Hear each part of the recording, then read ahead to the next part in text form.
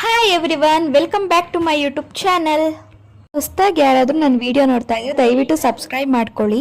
ಇವತ್ತು ನಾನು ಕ್ರೀಮಿಯಾದ dark chocolate nut butter ಹೇಗೆ ಮಾಡೋದು ಅಂತ ತೋರಿಸ್ತಾ ಇದ್ದೀನಿ.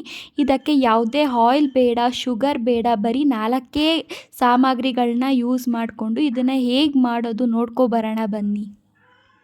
ಇದನ್ನು ಮಾಡೋಕ್ಕೆ ನಾನು ಒಂದು ಮಿಕ್ಸರ್ ಜಾರ್ಗೆ 200 ಗ್ರಾಮ್ ಹುರಿದಿಟ್ಕೊಂಡಿರೋ ಕಡಲೆ ಬೀಜ, 100 ಗ್ರಾಮ್ ಬಾದಾಮಿ, 2 ಟೀ ಸ್ಪೂನ್ ಆಗೋಷ್ಟು ಕೋಕೋ ಪೌಡರ್, 1/2 ಕಪ್ ಡೇಟ್ಸ್ನ ಪೇಸ್ಟ್ ಮಾಡಿಕೊಂಡು ಹಾಕೋತಾ ಇದ್ದೀನಿ.